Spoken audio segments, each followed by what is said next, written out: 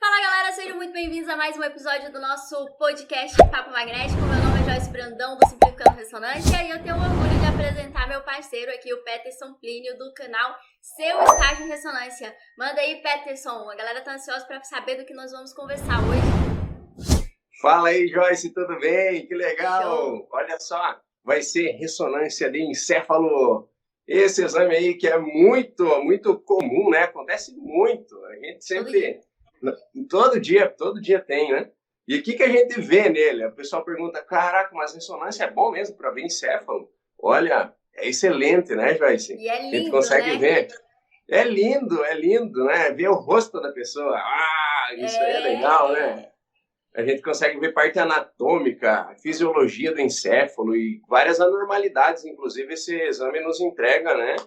Permite diversos estudos, assim, doenças, sejam tumorais, inflamatórias, infecciosas, degenerativas, para ver AVC, ele é excelente, né? E o que a gente tem que lembrar também, que agora que a gente está falando de um exame em específico aqui no podcast, eu queria deixar registrado sobre a importância da gente manter os protocolos bem alinhadinhos, sabe? Eu quero deixar registrado isso, porque muitos operadores, na prática, no dia a dia, vêm lá, a agenda atrasou, por exemplo.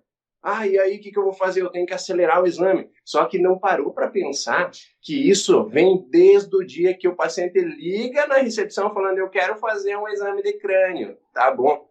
Aí a pessoa que vai agendar precisa saber que vai levar 30 minutos, entendeu? Não adianta agendar de 20 em 20 e achar que daí na hora do exame vai conseguir recuperar, né? E aí o operador pensa, caraca, vou diminuir matriz, vou espaçar cortes, vou fazer várias coisas para o exame ficar mais rápido. De truncamento. E aí o que acontece? Pode vir o exame, um laudo normal, talvez, e o cara podia ter uma microlesão, e dali a alguns meses faz outro exame e aparece, podia ter aparecido no primeiro exame. Verdade. Só que aconteceu por ter feito isso, né? De tentar agilizar os processos, tentar fazer o exame mais rápido. Então não é legal, né? A gente tem que ter muito cuidado com isso. É uma coisa que eu quero deixar muito registrada aqui no nosso podcast. Verdade, Peterson. Eu concordo totalmente com você. E agora, uma preocupação que eu tenho em relação ao exame de crânio é que, como você comentou, realmente existem vários protocolos, há várias formas de fazer o crânio para atender uma necessidade específica do nosso paciente.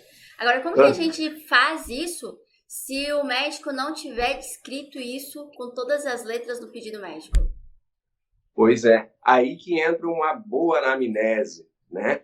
A gente precisa falar sobre isso, porque se não é o operador que faz a anamnese, nós temos o dever de treinar a pessoa que vai fazer a anamnese, né? Lembrando que a gente precisa liderar, né? Ser leão nesse momento e falar assim, a anamnese não está muito boa. Precisamos saber fazer uma boa anamnese para poder cobrar alguém que está fazendo mais ou menos.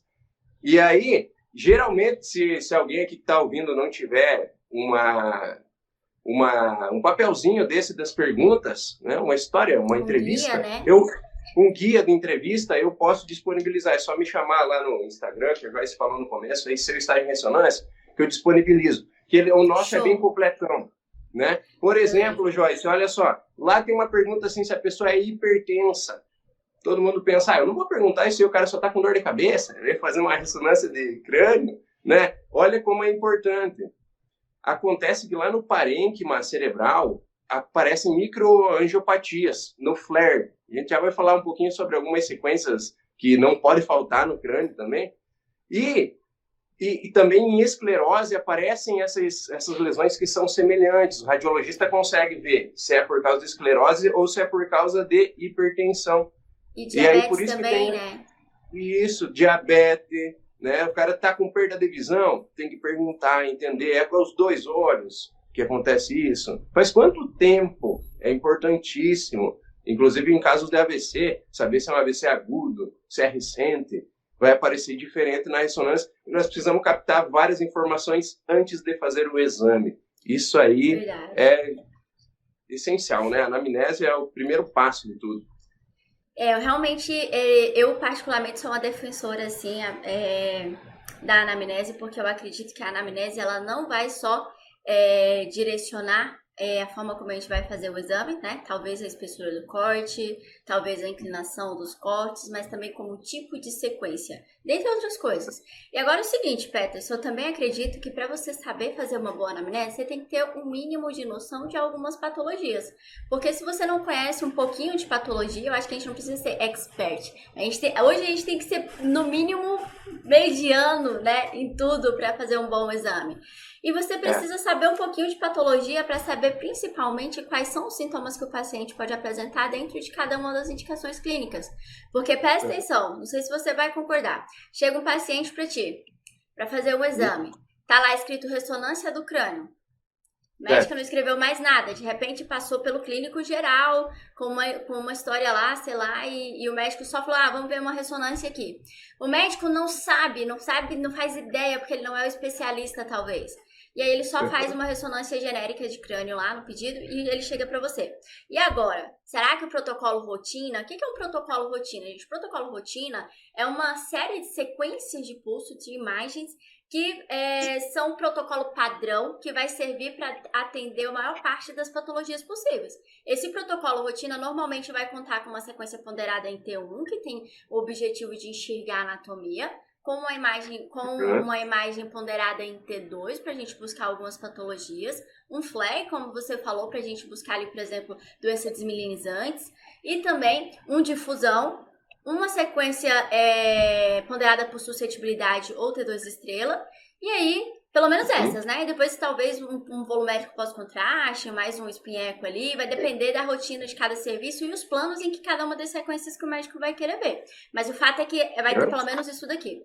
Só que aí chega o paciente para você e fala, olha, tô com problema de diplopia, a visão tá dupla, e tá assim, ó, eu tive esse episódio uns 3 meses atrás, passou, nem cheguei ao médico, e agora voltou. Só que aí você vai começar a pesquisar um pouco mais essa história clínica do paciente. E aí fala assim, é a única coisa que você tá sentindo? Fala assim, não, eu também tenho uma dormência no membro superior esquerdo, que vai e volta, um formigamento nas pernas, uma fraqueza, um cansaço. E aí, aquela primeira história, se você tivesse parado na primeira informação que ele te dá, né, a respeito da diplopia, você fala, opa, tem alguma coisa nas órbitas aqui, porque pode ainda ter alguma coisa nas órbitas. Mas se você começa a somar esse quadro, você começa a pensar na doença desmilizante, né, uma esclerose múltipla. E aí, se é esclerose múltipla, Peterson, protocolo rotina atende? Não, aí você tem que fazer mais algumas coisas, né? Tem que, inclusive, depois do contraste, não sei se aí também eu fiquei curioso para saber aí como é que é do protocolo. Nós injetamos o contraste em esclerose múltipla e esperamos 12 minutos para rodar a sequência pós. Aqui a gente roda o volumétrico, aí roda o tubo espinheco, aí tem que ter uma sequência mais tardia, né? Aí a gente faz o MTC mais tarde, vai dar uma média de 10 minutos. Ah, você faz o MTC, legal. MTC pós-contraste. Olha só. Então, aqui a gente já viu que tem uma sequência MTC, que é importante, né? Todo mundo que faz, mas existe aí uma boa base da literatura reforçando a importância dela no diagnóstico de esclerose múltipla, mas tem também sequência de corte fino do corpo caloso, que pra gente ver ali a coroa radiada. Como é que tu faz aí? Tu faz volumétrico ou faz 2D? Eu faço 2D, bem fininho. Corte de 3? Corte de 3, né? Qual 3 com 0,3. plano assim. que você estuda aí? Nós fazemos sagital e coronal aqui. Sagital e coronal. Show. Fininho. E aí, a galera fica pensando, mas não já tem um axial flare? Normalmente todo mundo tem um axial flare, né? Se não tem um axial flare no protocolo, tem alguma coisa errada com esse protocolo. Ó, difusão e axial flare, se faltar um desses dois, o médico vai dizer, não lauda o exame. Tem que ter... Vai voltar. Legal, Joyce. Então a gente já começa a perceber que a partir daquela história clínica que o paciente chegou, um pedido genérico, mas você vai começar a pesquisar e aí você vai procurar uns sintomas surto-remissão, ou seja, é um paciente que vai ter aqueles sintomas normalmente 3, 4 vezes no ano, e esses sintomas eles vão sumir com a mesma facilidade que eles apareceram. E por isso, inclusive, é tão difícil de fazer um diagnóstico mais precoce de esclerose múltipla não é uma coisa muito simples. E não é só através de imagem que esse diagnóstico é fechado, né, também. Mas, enfim, à medida que a gente oferece ali o sagital fino, que nem você falou que faz aí, ou o sagital volumétrico, vai depender da instituição. Eu fiz a vida toda sagital fino, agora a gente faz volumétrico, porque a teleradiologia aqui que é volumétrico. Mas o corte de 3 é suficiente para ver aquele padrão diferenciado que a gente tem das placas que tem a preferência ali pelo corpo caloso. O que não quer dizer, inclusive, que essas placas vão ficar restritas ao corpo caloso. Mas num primeiro momento a gente vai procurar elas ali perto do corpo caloso. Isso mesmo. Assim, que eu consigo lembrar no primeiro momento, né, da importância da anamnese, pelo menos nesse exame ficou claro. Mas e você? O que você fala disso? Eu lembrei também de histórico de convulsão, né? É legal saber o seguinte, quando o médico ele dá o pedido médico já com escrito assim, ó, suspeita de esclerose múltipla, pô, já ajudou muito a gente, né? Mas ele pode colocar um CID também, que é um númerozinho. Isso aí a gente não precisa decorar todo, você vai lá e joga no Google, se tu tiver essa chance de ter um computador com internet do lado, você vai descobrir que CID que é aquele, ou existem tabelas também, livros com o CID, se você não pode mexer na internet. E aí você vai digitar o númerozinho e vai vir lá, esclerose múltipla. Ah, então é isso que o médico quer ver, ele tá suspeitando. Também, às vezes ele não coloca escrito, né, porque não quer assustar o paciente ainda, aí coloca só um número ali. Só coloca um número. E aí, o que a gente tem que fazer? Eu também pensei em levantar algumas patologias, algumas coisas que aparecem bem frequentes, para as pessoas poderem ir pesquisar quais são os sintomas disso. Acha legal, Joyce?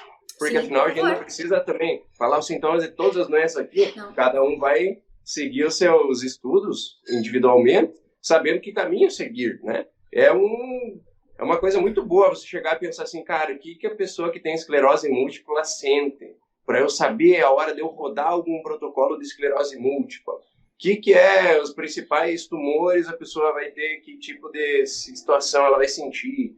Convulsão, o que é? Ela desmaia, um desmaio pode ser confundido com convulsão também. Existem convulsões que é tipo desmaio, assim, sabe? Algumas ficam se batendo, aquilo lá que todo mundo já conhece, né? Convulsionou e tal. Mas elas não se apresentam sempre da mesma maneira. E no caso da convulsão, a gente também vai ver que o protocolo rotina não atende, que a gente vai ter sequências específicas. Que eu consigo me lembrar aqui, a gente tem um volumétrico flare, e tem um coronal do hipocampo T2. Na antiga instituição que eu trabalhava, nós fazíamos 3 coronais para o hipocampo. A gente fazia um IR, a gente fazia um T2 e um flare. Como que é teu protocolo para crise convulsiva aí? Eu faço um IR que é uma inversão e recuperação, né? É tipo um stirzão, assim, sabe? É um IR, né? Que a gente coloca lá. Eu ensino meus alunos a achar o peixinho, olhando no sagital, pra você saber direitinho qual angulação que você faz. É um oblíquo, né? É um coronal um pouquinho diferente que marca ali, para pegar bem certinho os hipocampos. É o estudo de hipocampo, né? Quando tem convulsão. E aí a gente faz um flare também, com a mesma angulação.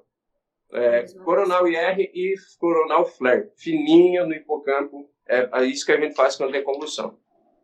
Quando o médico solicita o DIR, ou pelo menos o volumétrico flare para estudo de crise convulsiva, eles podem estar buscando, só a título de curiosidade para a galera, displasia cortical focal. Afinal de contas, às vezes não tá só no hipocampo a origem daquela crise convulsiva, mas é o mais comum, né? Aí a gente já faz lá os coronaizinhos para procurar a esclerose mesial, hipocampal ali.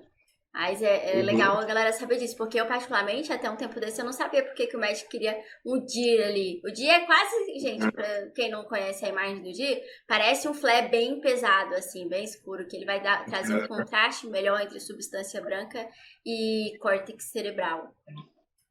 Sim, legal. E já que a gente tá falando do flare agora, que é uma sequência assim que não tem como não existir num protocolo de crânio, o que ele faz? Ele pega o líquido, né, que em T2 ia brilhar muito, e ele zera o sinal, né?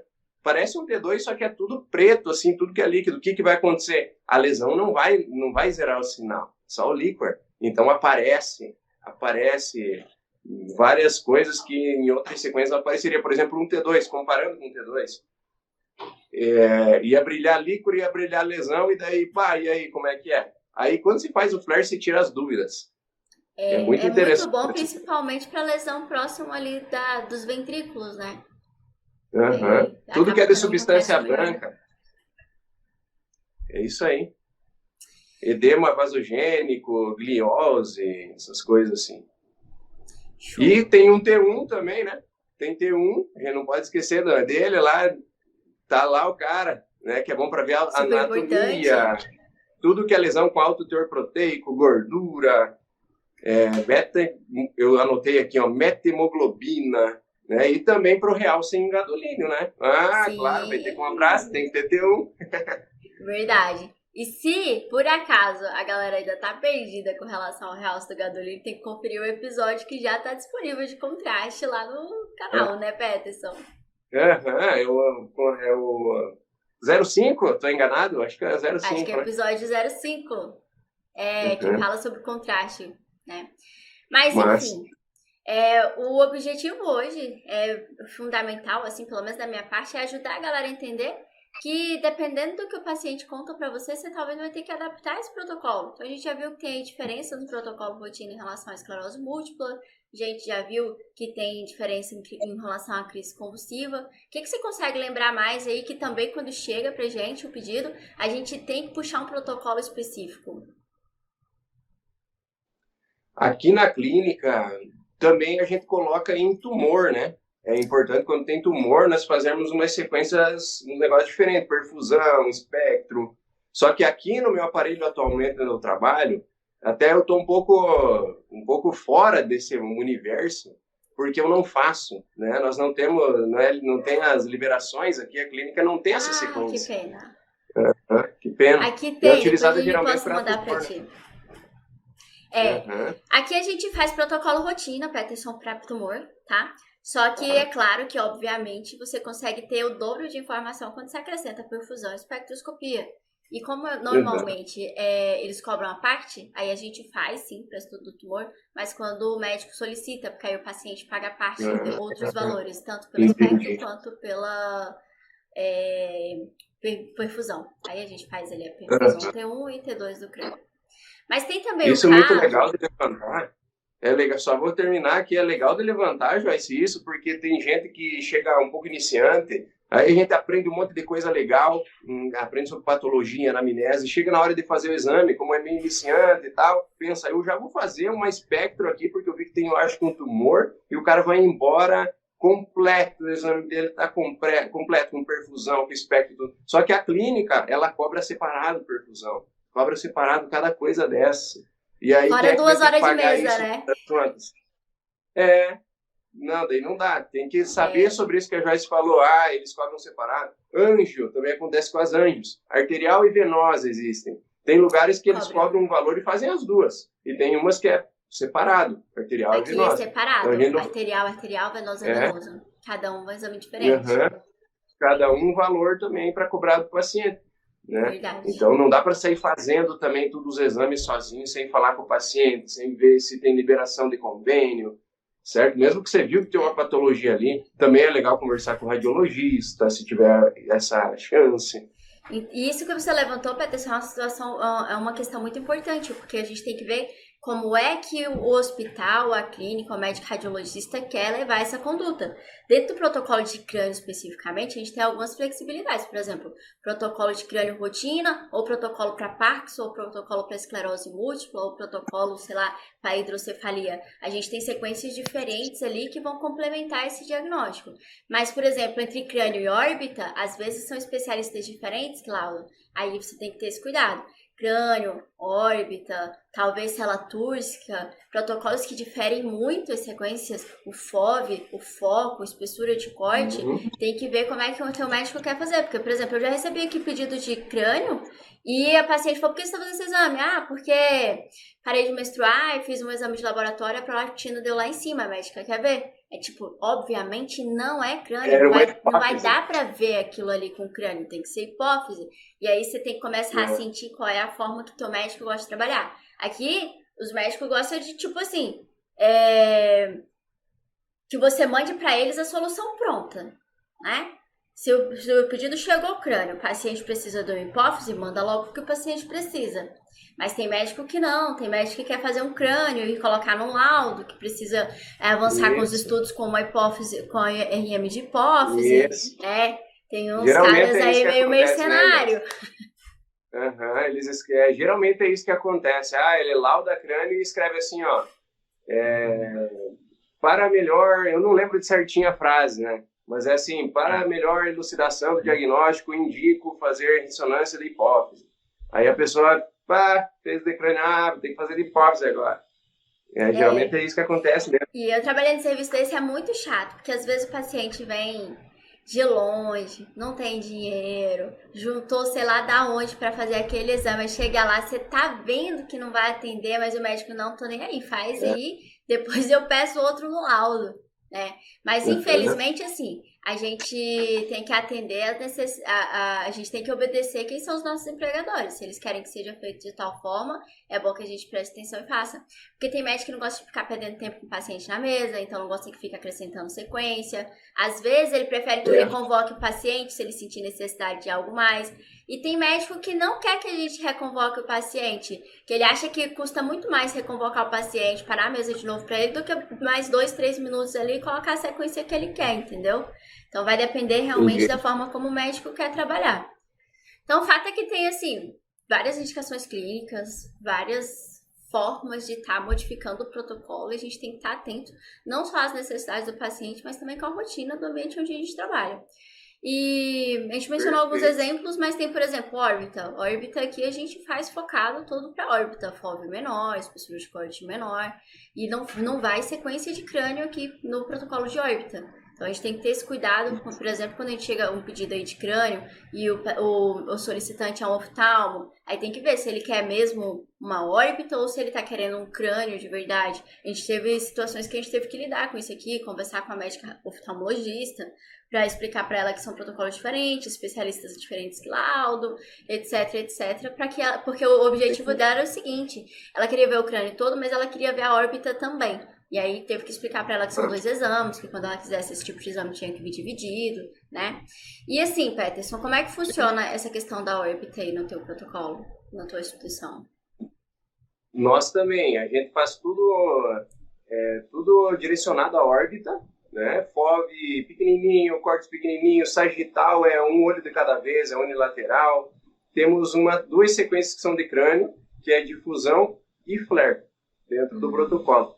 Mas no mais é tudo direcionado, né? Tudo focado na órbita mesmo.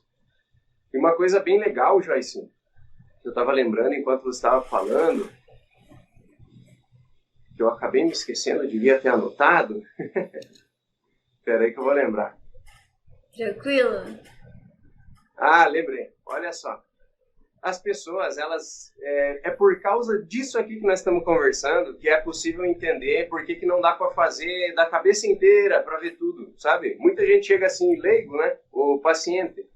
Eu quero fazer uma ressonância de corpo inteiro. Até existe um protocolo lá de corpo inteiro, mas não é do jeito que ele está pensando. Verdade. Eu tenho dor aqui, me dói o braço todo, faz do braço inteiro aí. Não dá. Tem que ser primeiro o ombro, depois o braço. De repente a dor nem estava no braço, tá na coluna, então...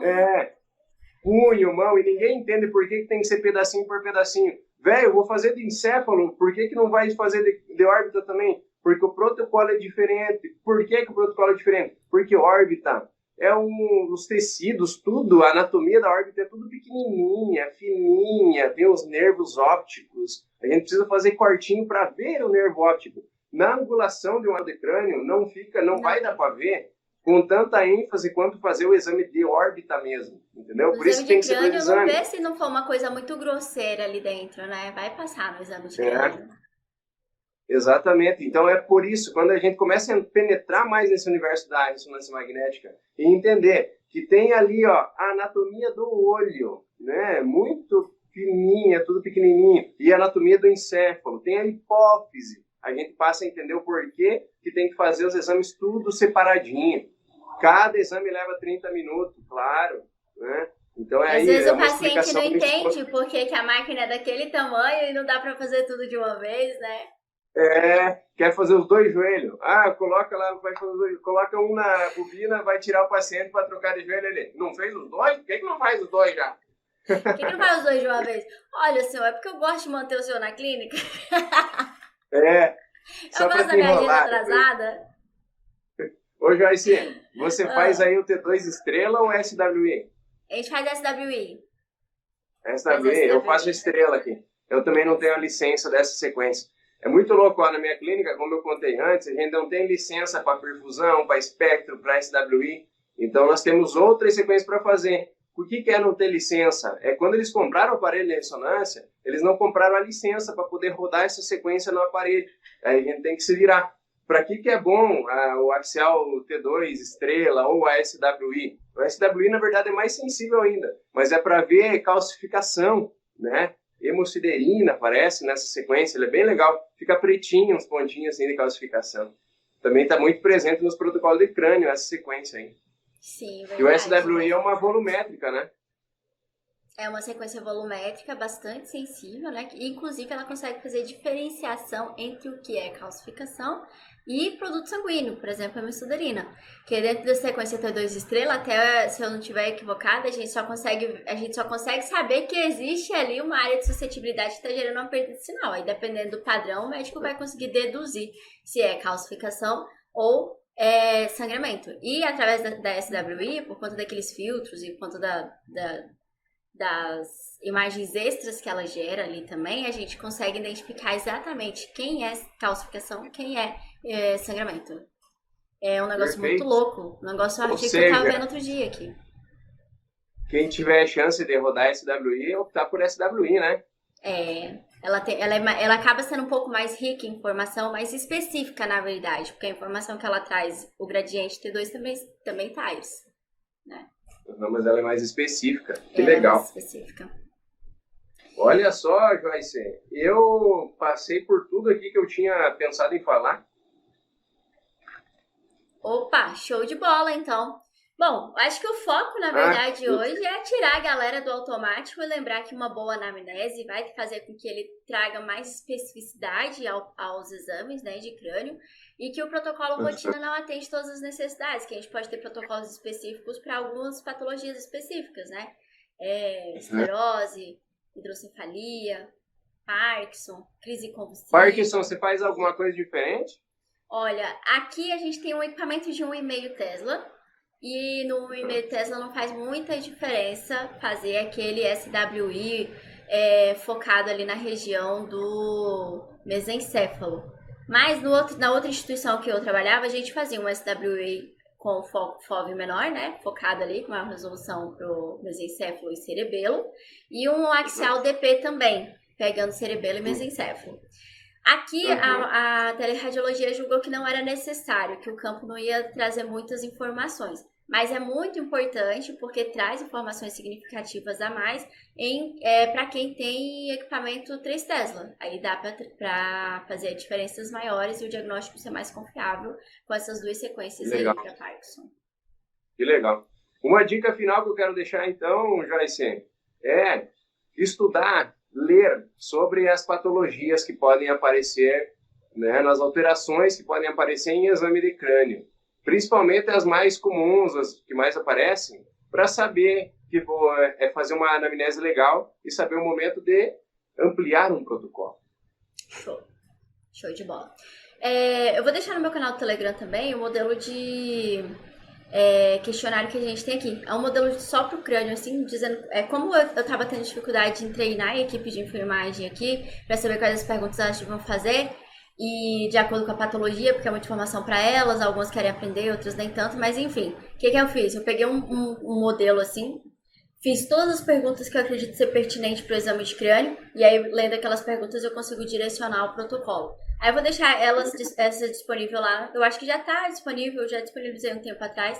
Lá tem o questionário de mama, tem o questionário de crânio, próstata, abdômen, mas o que eu queria dar ênfase é nesse do crânio. E aí, antes de finalizar, como lá não vai estar separadinho por indicação clínica, eu acho que vale a pena a gente lembrar o seguinte: quando o paciente queixar prolactina alta, tem que pensar no protocolo de célula. Quando o paciente queixar hidrocefalia tiver escrito no pedido, ter o cuidado de verificar se vai ser um protocolo mais específico, né? Se vai ter aquele sagital Fiesta, aquele sagital Balance, ou um axial ali, ou aquela sequência de fluxo ulicórneo que a gente também só faz quando tem solicitação clínica, porque o valor é um custo mais elevado. Quando o paciente tem sintomas de esclerose, o protocolo é diferenciado, nunca pode faltar sagital fino, né, que nem o Peterson falou que faz. Aqui a gente faz volumétrico, mas é importante ter esse sagital, porque é ele que vai dar maior especificidade ao laudo, que a gente falou mais, a crise convulsiva, demência, a gente precisa de sequências específicas para o hipocampo, né? Normalmente, aqui a gente faz um coronal T2 no hipocampo para demência. T2? Legal. Mas eu acho, a gente não faz o T1, porque a gente sabe que eles estão procurando atrofia ali, por conta do volumétrico que a gente faz T1. Eu acredito que a radiologia já faz a reconstrução ali, né, do volumétrico, mas é uma sequência importante, né, para procurar demência. E tem muita coisa, né? Eu acho que uma tarde seria muito pouco para falar só sobre protocolos de crânio, mas eu acho que já deu para dar uma clareada na cabeça da galera. O que você achou? Eu achei incrível, verdade. É isso aí, cada um vai ter que procurar isso, sabe, Joyce? Não tem como a gente pegar aqui e falar, eu vou resolver todos os seus problemas aqui e pam, vou te entregar na mão. Não dá. Uma, porque cada clínica age de uma forma diferente. Tem que se adaptar. Né? Desde qual protocolo utilizar, de qual protocolo colocar, cada médico tem a sua forma de pensar. Então, é uma coisa mais ampla para você focar e saber que as coisas são assim, se você ainda não trabalha na área. E se você já trabalha, e conversar, se aproximar com o médico radiologista, se aproximar das patologias que existem lá no encéfalo, para que você seja um operador bem diferenciado. Verdade. E consiga estar ajudando aí a população, né, que faz os exames das pessoas.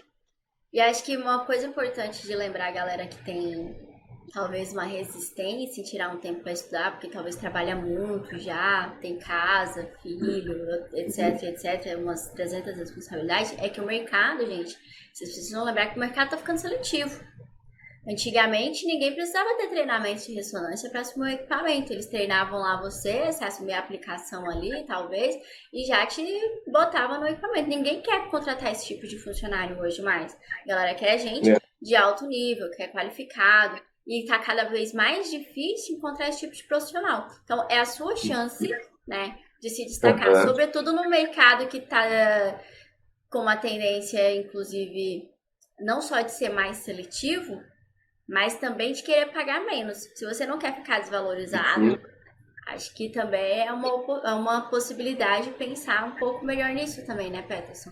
É verdade, com certeza. E você está assistindo esse podcast aqui, você já está encurtando um caminho muito grande, sabe? Porque isso que eu e a Joyce falamos aqui, você não vai conseguir ler exatamente assim em livro nenhum.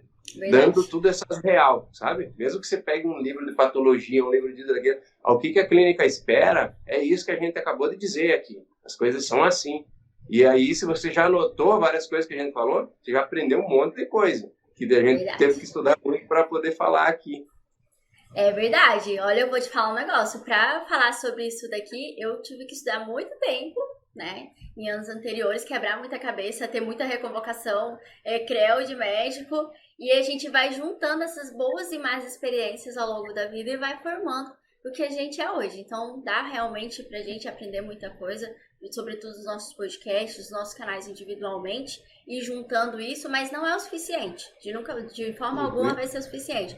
Aqui o que você vai pegar é o norte, né? Falar, opa, eu vi um negócio legal aqui sobre protocolo de hidrocefalia.